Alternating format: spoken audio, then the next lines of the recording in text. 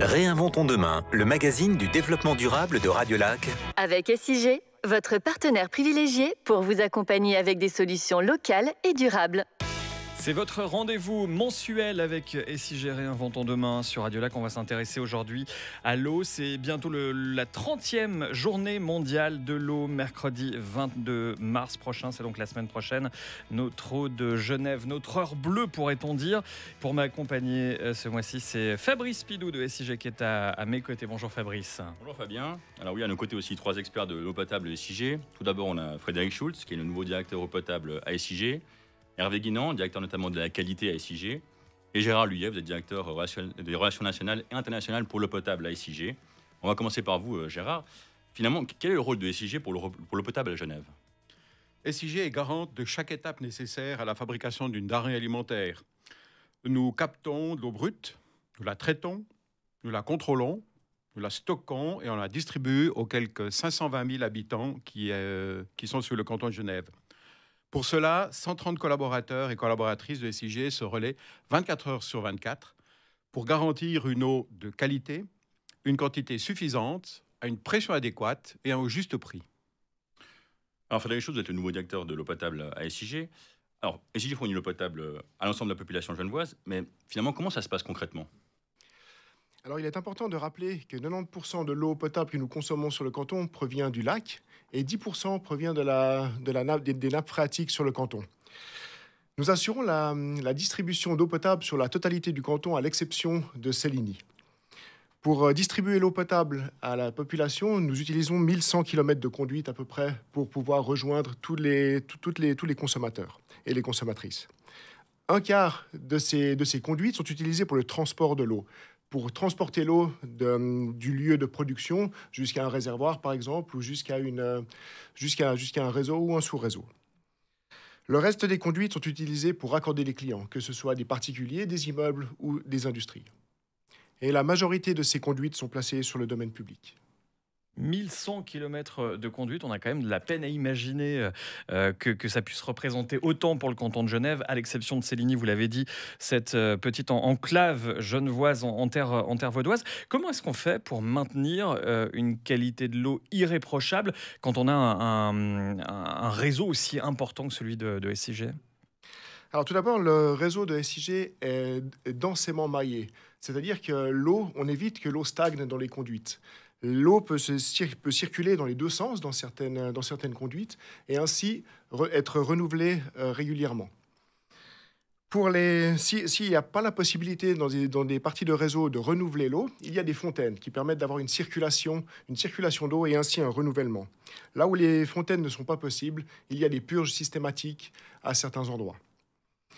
Pour maintenir la qualité physico-chimique et microbiologique de l'eau, durant le transport, il y a de petites doses de chlore qui sont injectées à la fin du processus de potabilisation de l'eau. Ça permet d'acheminer l'eau et de maintenir la qualité. Pour les zones éloignées sur le canton, il y a des stations de surpression. Et ces stations de surpression, après cette station, il y a également une petite dose de chlore qui est injectée pour pouvoir acheminer l'eau sur les zones les plus lointaines, sur les parties les plus excentrées du réseau. Gérard Luyet, on peut se demander finalement, ce réseau immense là, de conduite, ça demande un entretien particulier et quotidien. Les canalisations sont régulièrement renouvelées pour être en bon état, garantir le transit de l'eau et ne pas générer des fuites. Avec des canalisations ayant une moyenne d'âge de 30 ans, le réseau de SIG est considéré comme très récent. Les matériaux utilisés sont totalement étanches, qui évitent ainsi des contaminations extérieures aux conduites. Ces conduites doivent également être parfaitement inertes afin qu'aucune substance indésirable présente dans leur composition ne migre vers l'eau potable, évidemment. Mais il ne faut pas oublier d'entretenir aussi tous les autres organes qui composent un réseau d'adduction d'eau potable, comme les vannes, les débitmètres, les pompes et tous les dispositifs électriques et électroniques. On va revenir plus en détail sur justement le traitement de l'eau, comment ça se passe et surtout d'où vient-elle cette eau que l'on peut déguster. Et je dis bien déguster parce que c'est un trésor, véritablement, comme on le disait en début d'émission. Ici à Genève, on se doute évidemment que le lac est en grande partie la source de cette eau. On va en parler dans une deuxième partie de Réinventons demain sur Radiolac. Réinventons demain sur Radio Lac avec SIG.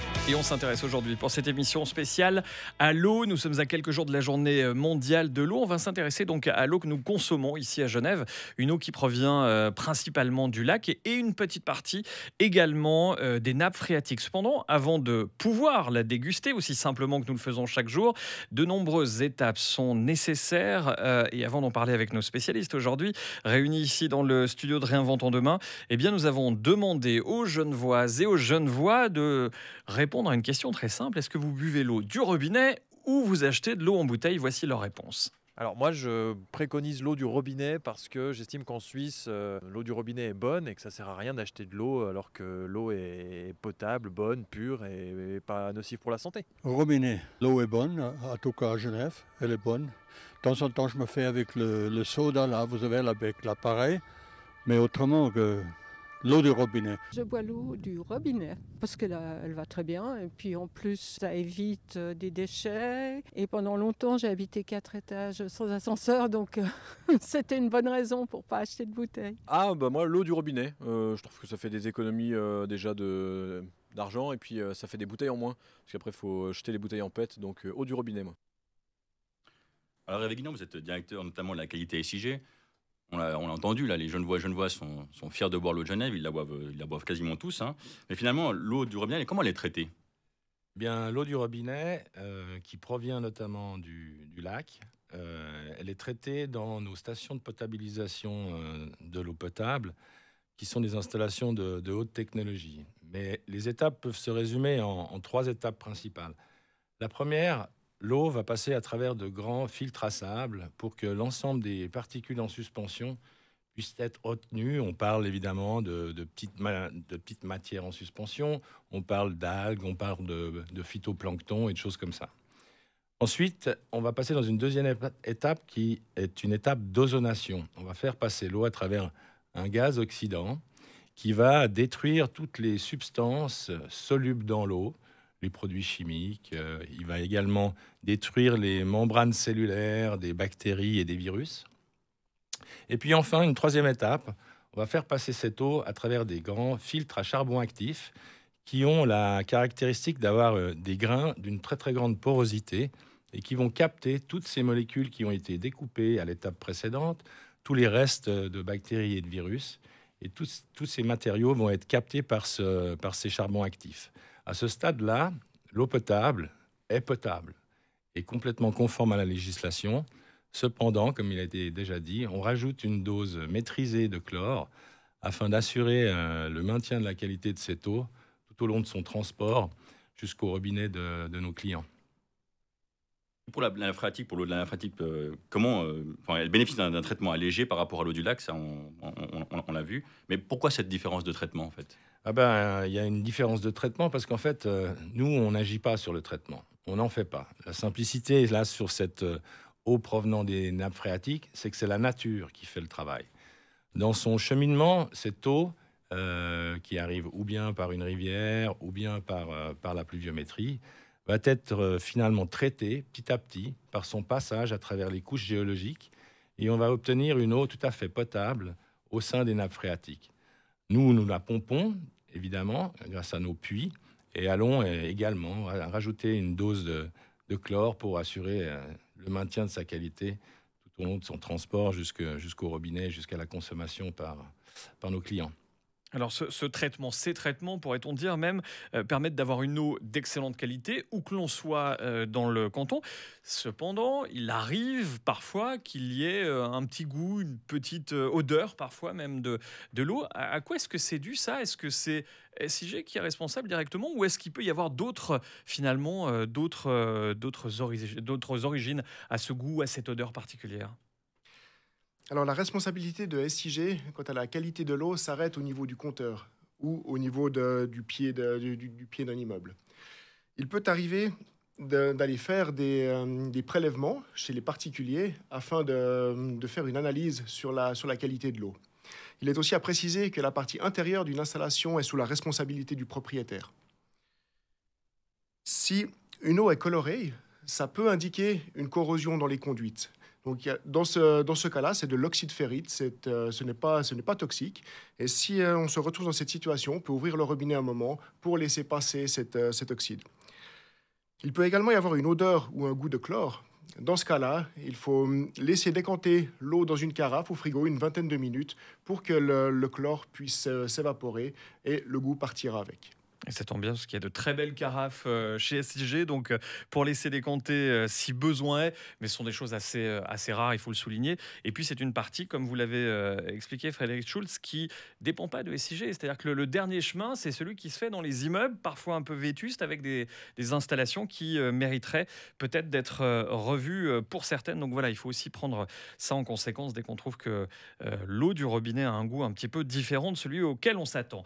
Dans la troisième partie de Réinventons demain sur Radio Lac, eh bien, on va s'intéresser au laboratoire de SIG. C'est une visite passionnante qui nous attend dans quelques minutes sur Radio Lac.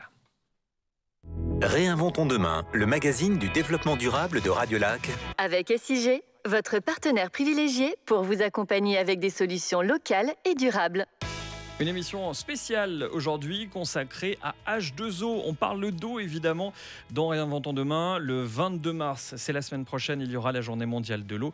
Et nous avons des invités à nos côtés. Aujourd'hui, Frédéric Schultz, Hervé Guinan et Gérard Luyet, ainsi que Fabrice Pidou, pour co-animer cette émission spécialement consacrée à l'eau. Fabrice. Il va bien. Hervé Guinan, vous êtes le directeur notamment de la qualité à SIG. Quel est le rôle en fait du laboratoire SIG pour la qualité de l'eau potable? Alors le laboratoire qui vérifie la qualité de l'eau potable à SIG, c'est déjà 10 personnes, hein, des laborants, des techniciens laboratoires, des docteurs en chimie, qui ont comme mission de vérifier évidemment, de contrôler la qualité de l'eau et la conformité de l'eau potable face à la législation, de son pompage jusqu'au robinet du consommateur. Puisqu'il faut savoir que l'eau potable, c'est une denrée alimentaire et pour ainsi dire une des plus contrôlées. Et l'objectif, que ce laboratoire fait des prélèvements, vérifie évidemment le bon dosage des produits utilisés dans le traitement de l'eau potable et la conformité sur l'ensemble du réseau de distribution, à la sortie de nos stations de potabilisation jusqu'au robinet de nos clients. Et évidemment, en tout point, l'eau potable doit répondre aux différentes normes légales. Alors, pour qu'on comprenne bien, avec Guinan, quelles sont les étapes clés justement de ces différents contrôles que SIG réalise pour assurer une bonne qualité de l'eau, une qualité même irréprochable? Eh bien, concrètement, c'est chaque matin, c'est 2-3 équipes qui partent avec des véhicules sur l'ensemble du canton, qui vont faire un certain nombre de prélèvements selon un programme prédéfini. Ensuite, tous ces échantillons sont ramenés au laboratoire et sont orientés dans le laboratoire dans 2 secteurs bien particuliers. Un secteur où on fait des analyses physico-chimiques, c'est-à-dire qu'on va vérifier les concentrations et l'absence de substances, de chlore, on analyse les sels minéraux, on vérifie l'absence de micropolluants, etc. On mesure aussi des métaux, on mesure le pH, etc. Une liste très longue de paramètres. Ça, c'est pour un premier secteur. Et puis un autre secteur qui est le secteur microbiologique, où on va vérifier l'absence de toute présence bactérienne dans l'ensemble des échantillons qui ont été prélevés sur le canton. En résumé, sur l'ensemble du processus eau potable, c'est environ 10 000 échantillons prélevés par année par SIG, et c'est 120 000 analyses réalisées sur la denrée eau potable. Donc c'est ce qui nous permet de boire de l'eau du robinet sans danger, sans avoir aucune crainte et d'avoir une qualité, comme je le disais, irréprochable. Gérard Luyet, donc on a vu que le réseau était bien analysé, mais finalement, est-ce qu'aussi les fontaines publiques qui sont très utilisées pendant la période estivale, elles le sont aussi? Nous avons dressé une liste de fontaines qui étaient dédiées au prélèvement, été comme hiver. Elles sont choisies pour de l'autocontrôle de notre distribution sur les réseaux et elles répondent à la démarche HACCP. C'est un acronyme anglais qui signifie Analyse des dangers et points critiques pour leur maîtrise. Pour rappel, la mise à disposition d'eau potable au public est la responsabilité du propriétaire de l'équipement. Ça peut être les communes, l'État, la ville ou les privés. C'est donc aux responsables de ces équipements de procéder à l'entretien et à l'autocontrôle. Puis ensuite, c'est le SCAV, qui est le service de la consommation et des affaires vétérinaires, qui doit contrôler l'exécution des exigences légales. Sur les 770 fontaines qui sont recensées sur le canton, on est beaucoup, nous en contrôlons de manière systématique environ une 90. La fréquence de contrôle varie de plusieurs fois par semaine à un contrôle semestriel. Ça dépend du type de tournée et de la fonction de la fontaine. En tous les cas, des contrôles qui permettent une qualité de l'eau saluée par le grand public. On l'a entendu tout à l'heure avec ce micro-trottoir, hein, les Genevoises et Genevois qui se sont exprimés et qui favorisent nettement l'eau. Et c'est une bonne nouvelle, l'eau du robinet, évidemment. Il y a aussi à SIG, et ça peut-être que le grand public ne le sait pas, des goûteurs d'eau. Quel est leur rôle exactement et en quoi permettent-ils d'améliorer la qualité de l'eau, Hervé ? Eh bien, il permet de compléter le concept de surveillance de la qualité de l'eau potable. En laboratoire, on en a parlé, on peut analyser des paramètres physico-chimiques, microbiologiques. Mais on n'arrive pas à évaluer le goût, l'odeur. Et l'objectif d'une eau potable, c'est d'être limpide, sans goût et sans odeur. Donc en 2001, SIG a décidé de former un certain nombre de collaboratrices et collaborateurs à SIG pour devenir des goûteurs d'eau, des nez et des palais qui vont mensuellement tester un certain nombre d'échantillons d'eau potable pour essayer de déceler les éventuels défauts de l'eau potable dont on pourrait retrouver, par exemple, des goûts de chlore, des goûts métalliques, des goûts d'herbe, des goûts des fois un peu de marécage ou soufré, pour identifier si, dans notre traitement, eh bien, il y a une quelconque défaillance que l'on n'arrive pas à analyser en laboratoire. Et puis, évidemment, il peut en découler des surdosages de chlore ou de la corrosion dans nos canalisations. Et ce, après, évidemment, nos équipes d'exploitation vont réagir sur le terrain pour assurer une meilleure régulation. Aujourd'hui, c'est une trentaine de personnes qui ont ce rôle à SIG. Et en complément de tout ça, nous avons également un panel client de 130 clients qui, mensuellement, goûtent leur eau chez eux et nous renvoient un retour quant à l'appréciation de la qualité de l'eau qu'ils boivent à leur domicile. Ces outils-là nous permettent d'avoir vraiment une vue globale sur la bonne qualité de l'eau distribuée à Genève. Voilà, des contrôles globaux, on l'a bien compris, c'est important au quotidien. Il y a le laboratoire, il y a aussi l'humain, évidemment, que vous privilégiez pour assurer une qualité de l'eau ici dans le canton de Genève. Une émission spécialement consacrée à l'eau, vous l'aurez compris. On va y revenir dans quelques minutes. Après une courte pause, retour de Réinventons demain sur Radio Lac. Réinventons demain sur Radio Lac avec SIG. Et nous sommes de retour dans Réinventons demain sur Radio Lac pour parler d'eau, un produit, un bien essentiel dont nous devons absolument prendre soin, Fabrice Pido. Tout à fait.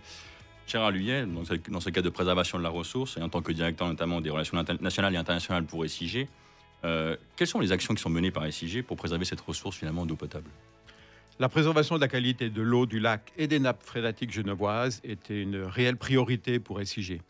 C'est pourquoi nous participons aux travaux de la CIPEL, qui est la Commission internationale pour la protection des eaux du Léman, et nous soutenons aussi l'Association pour la sauvegarde du Léman, l'ASL. Nous travaillons aussi en étroite collaboration avec les services de l'État concernés, tant par les ressources de surface que celles qui se trouvent sous nos pieds. Une collaboration transfrontalière s'avère aussi nécessaire pour agir plus dans une politique de bassin versant que de limites administratives. Alors, on s'en est bien rendu compte l'été dernier, mais aussi cet hiver, malheureusement, le phénomène de sécheresse, on parlait en tout début d'émission, de l'eau comme un véritable trésor, l'or bleu. Et là, malheureusement, on y est confronté de plus en plus. On se rend compte que cette eau devient de plus en plus précieuse, qu'elle vient parfois à manquer. L'importance de l'eau dans notre quotidien, quel bilan est-ce que l'on peut véritablement en tirer de ces épisodes de sécheresse, Frédéric Schulz? Genève bénéficie d'une situation enviable en matière de distribution d'eau potable, étant donné que la majorité de l'eau provient du lac Léman. SIG et l'Office cantonal de l'eau étudient les conséquences de la sécheresse de l'été passé sur les différentes années. Au cours de l'été caniculaire 2022, les cours d'eau ont beaucoup souffert de cette situation et également du manque d'eau durant l'hiver. Les débits d'étiage ont atteint un niveau très bas et sont très inquiétants. L'impact écologique est dramatique pour ces cours d'eau. Non, Gérard Luyen, les nappes phréatiques sont particulièrement touchées aussi par cette sécheresse. Il a aussi, quelles sont les mesures que SIG prend pour maintenir un niveau d'eau raisonnable dans ces nappes phréatiques? Les nappes phréatiques se remplissent par une infiltration d'eau de pluie, de fonte de neige ou par la perméabilité des lits des cours d'eau. Mais quand il ne pleut pas assez ou que le niveau des cours d'eau est très bas, il y a un déficit d'alimentation de ces nappes. Toutefois, il y a une solution qui existe. Cela consiste à remplir artificiellement ces nappes. C'est quelque chose qui se fait déjà dans plusieurs villes, comme par exemple à Bâle et à Genève. Ainsi, à Genève, nous avons une station de réalimentation de l'eau de la nappe du Genevois, qui est en fonction depuis 1970. Ça consiste à dériver de l'eau de Larve, de la filtrer, puis de la réinjecter dans la nappe, débarrassée de ces particules qui pourraient colmater cette nappe, et ceci pendant l'hiver, quand la qualité de Larve est à son meilleur niveau. Alors, il y a une question, évidemment, que tout le monde a envie de poser pour cette émission spécialement consacrée à l'eau sur Radio Lac. Est-ce que nous avons suffisamment d'eau ici à Genève? C'est la question qu'on se pose toutes et tous. Frédéric Schulz, peut-être une réponse? Actuellement, nous avons de l'eau en suffisance. Durant l'été caniculaire de 2022, nos ouvrages ont tourné à plein régime pour assurer l'alimentation en eau potable des habitants sur le canton de Genève. On n'est pas à l'abri de restrictions dans les années à venir et il ne faut pas oublier que l'eau est une ressource précieuse et que nous devons l'économiser. Eh bien, je vous propose que l'on se retrouve dans quelques instants. Peut-être le temps d'un petit rafraîchissement, un bon verre d'eau de Genève, évidemment. Et puis, on va se retrouver pour la 5e et dernière partie de Réinventons demain avec SIG sur Radio Lac. Les bons tuyaux de SIG, notamment les bons plans et l'agenda pour terminer en beauté cette émission. Réinventons demain, le magazine du développement durable de Radio Lac. Avec SIG, votre partenaire privilégié pour vous accompagner avec des solutions locales et durables. Nous avons parlé aujourd'hui d'eau potable dans Réinventons demain. Il est l'heure de la rubrique des bons tuyaux. Sans mauvais jeu de mots, Fabrice Pidou, sur le thème bien évidemment de l'eau, des bons tuyaux qui prennent tout leur sens. Tout à fait, Fabien. Donc, quelques conseils à mettre en action rapidement au quotidien pour nos auditeurs et auditrices. Par exemple, une douche classique, c'est au moins 4 fois moins d'eau qu'un bain. Encore fermer par exemple le robinet lorsqu'on ne l'utilise pas, quand on se brosse les dents, quand on se rase par exemple, ça fait des économies d'eau non négligeables. Utiliser la fonction aussi éco de son lave-linge, de son lave-vaisselle, et les faire tourner quand ils sont pleins, c'est environ 50% d'eau en moins utilisée. Et enfin, mettre des réducteurs de débit sur les points d'eau, robinet, voilà, où on se lave les dents par exemple, lavabo, ça réduit aussi de moitié quasiment la consommation habituelle. Donc ça fait des économies d'eau et indubitablement des économies d'énergie également. Économiser l'eau, c'est important, mais la préserver, ça aussi, c'est primordial. Tout à fait. Donc là aussi, quelques conseils simples, mais basiques, mais on va dire. Mais voilà, c'est qu'il faut mettre en place au quotidien. Donc tout d'abord, ne pas jeter de coton-tige, de litière de chat, de préservatifs, de serviettes hygiéniques ou encore de médicaments dans les WC. C'est tout ce qu'on peut retrouver dans la station d'épuration. Et ça ralentit et ça perturbe le traitement des eaux usées après. Et bien entendu, ne pas jeter de mégots, de papier ou de détritus dans les grilles d'égout. Il faut savoir que plus de 80% des grilles d'égout sont directement reliées au cours d'eau sans passer par une station d'épuration. Donc voilà, ça va directement rejeter dans le milieu naturel. Ouais. Économiser l'eau, je le disais, c'est aussi économiser de l'énergie. Et oui, on a tendance à ne focaliser sur l'eau, que sur l'eau, on se focalise vraiment là-dessus. Mais pour produire un litre d'eau, comme on l'a vu, il faut la capter, la traiter et enfin la distribuer à travers le réseau. Et toutes ces étapes, ça demande vraiment de l'énergie. Donc finalement, quand on économise de l'eau, on économise de l'énergie dans le contexte actuel de pénurie d'énergie très compliqué. Ouais. C'est très important. Et pour finir, Fabrice Pidou, l'agenda SIG. Un événement sur l'eau, ça tombe bien avec la thématique d'aujourd'hui. Donc c'est Expo 23 qui aura lieu les 25 et 26 mars prochains au pavillon Cycli, organisé par l'État de Genève, avec la participation notamment de SIG, au programme des ateliers, des conférences et de plein d'animations pour les petits et grands. Alors plus d'infos sur ohmoneau.ge.ch. Et qui dit mois de mars, dit play-off de hockey. Eh oui. SIG fête notamment ses 20 ans de partenariat avec cette saison. C'est notre anniversaire avec le Genève Servette. Ça fait 20 ans qu'on les soutient fort et on va encore le faire plus cette année avec cette magnifique saison qu'ils nous font. Alors, tous au Vernet demain pour soutenir les Aigles pour l'acte 3 des playoffs face à Lugano. Et voilà, rendez-vous est pris. Merci à nos invités pour cette émission spécialement consacrée à l'eau. Frédéric Schulz, Hervé Guinan et Gérard Luyen, nos 3 spécialistes. Aujourd'hui, une émission que vous pouvez retrouver bien sûr en podcast, en intégralité sur radiolac.ch. Et puisqu'on a parlé d'eau, pour la déguster de la meilleure des manières, cette eau de Genève, il y a, Fabrice, les carafes et même la gourde inox SIG. Tout à fait, les carafes de Genève, qui datent depuis 2009 maintenant. Donc ça fait bientôt plus de 12 ans qu'on on a ces carafes qui sont vendues au profit de l'association. Actuellement, c'est l'association H2O Énergie pour un projet pour rendre l'eau potable au Kenya. Et puis on a la gourde en inox, voilà aussi, qui soutient l'ASL. On a vu aussi la présidentielle de la ressource, c'est très important de la soutenir. Et la vente des gourdes, ça aussi, ça soutient cette association importante sur le canton et sur toute la Suisse romande pour le lac Léman. Et ces carafes et gourdes, on peut les retrouver sur le site internet SIG et Pont de la Machine. Tout à fait. Également. Tout à fait. Voilà, merci à tous. Émission, donc je le disais, à retrouver en podcast sur radiolac.ch et prochain rendez-vous. Eh bien, ce sera le mois prochain, en avril, Réinventons demain, l'émission dédiée au développement durable avec SIG sur Radio Lac. Très bon après-midi.